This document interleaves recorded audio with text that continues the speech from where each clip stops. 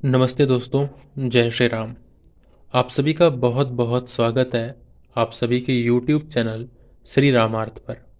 दोस्तों, आज की इस वीडियो में मैं आप सभी को बताऊंगा कि कैकेयी ने राजा दशरथ जी से भगवान श्री राम के लिए जब वरदान मांगा था वनवास के लिए, तो आखिर क्यों राजा दशरथ जी ने कैकेयी के उस वरदान को स्वीकार कर लिया, क्यों उनकी बात मान ली। तो इस चीज़ के पीछे जो कहानी है वो आपको मैं बताने वाला हूँ कि आखिर क्यों राजा दशरथ जी ने कैकेयी को दो वरदान दिए थे, दो वरदान क्यों दिए थे, और वरदान जो दिए थे उसके पीछे कारण क्या था, वो कारण मैं आप लोगों को बताने वाला हूँ। तो चलिए शुरू करते हैं इस वीडियो को और जानते हैं आनंद रामायण में उस कहानी के बारे में कि आखिर क्यों राजा दशरथ ने कैकेयी को दो वरदान दिए थे।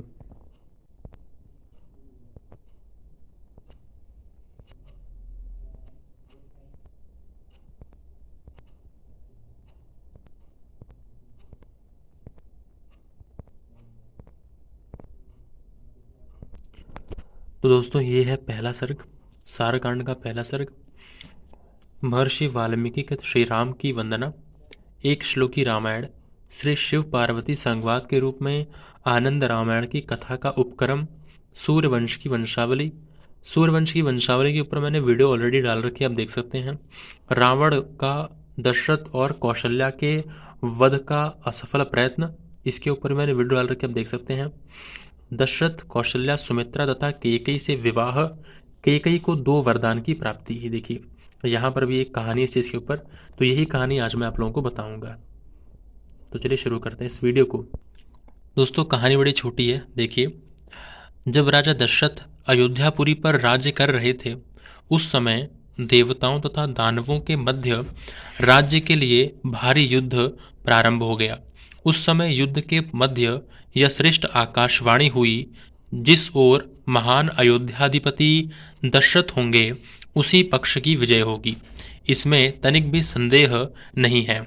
उस आकाशवाणी को सुनकर पवन देव शीघ्र ही राजा दशरथ के पास गए और उनसे देव पक्ष में होकर युद्ध करने की आदर पूर्वक प्रार्थना की। तब वहां जाकर राजा दशरथ ने देवों की ओर से महान युद्ध प्रारंभ कर दिया।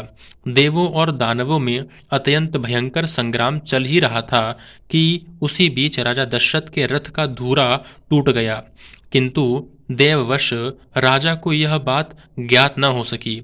राजा दशरथ के समीप ही रथ में बैठी हुई रानी कैकेयी युद्ध का कौतूहल देख रही थी। उसने युद्ध स्थल में देखा कि अपने रथ का धूरा टूट गया है। तत्काल उसने विजय लाभ की इच्छा से अपने बाएं हाथ को रथ के धूरे की जगह लगा दिया। कैकेयी के बाल्यकाल की बात है। उसने किसी सोते हुए मुनि का मुख स्याही लगाकर काला कर दिया था। तब उस मुनि ने भी उसे शाप दिया कि जाओ, तुम्हारा मुख भी अपयश के कारण ऐसा काला पड़ जाएगा कि उसे कोई देखना नहीं चाहेगा। वे मुनि जब जाने को हुए तो कैकेयी ने अपने बाएं हाथ से अत्यंत श्रद्धा भक्ति पूर्वक मुनि को उनका दंड कमंडलू आदि प्रदान किया। इससे प्रसन्न होकर उन मुनि ने कैकेयी को वरदान दिया कि तुम्हारा बायां हाथ वज्र के समान कठोर हो जाएगा, कहीं भी वह नष्ट नहीं हो पाएगा। उस रणांगण में, उस संग्राम में जब रथ का धूरा टूट गया था, तो कैकेयी ने मुनि द्वारा दिए गए उस वरदान का स्मरण कर, यानी कि याद कर, रथ के धूरे के स्थान पर अपना बायां हाथ डाल दिया। युद्ध में दैत्यों को जीत करके जब राजा दशरथ को कैकेयी द्वारा किया गया वह कर्म ज्ञात हुआ, तो उन्होंने कैकेयी से दो वरदान मांगने के लिए कहा। तब कैकेयी ने दोनों वरदानों को धरोहर के रूप में राजा के पास ही रहने दिया और कहा कि जब मैं इन वरों को मांगूंगी उस समय आप मुझे दोनों वर दे दीजिएगा। दोस्तों, यहाँ पर कहानी मेन ये है कि राजा दशरथ जी देवताओं के मदद के लिए युद्ध करने के लिए गए थे उनके साथ, और उस समय जो रथ का धूरा था, जो रथ का लोहा था, वो दूसरे लोहे से टूट गया था।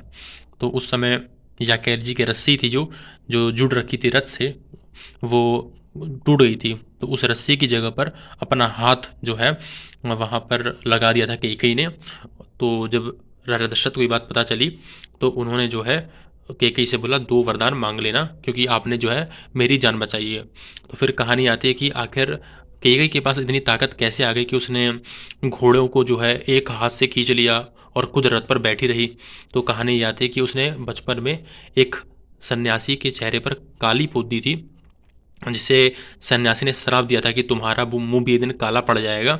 और फिर जो कैकेयी थी उसने जो है उस साधु के जो है कमंडलू और दंड उसे जो है वापस दे दिया था। तो साधु ने वरदान दिया कि जो है तुम्हारा बायां हाथ वज्र यानी कि बहुत मजबूत हो जाएगा। तो ये कहानी है सारी। कहानी कैसी लगी हो ज़रूर बताइएगा, कमेंट कीजिएगा। तब तक के लिए जय श्री राम।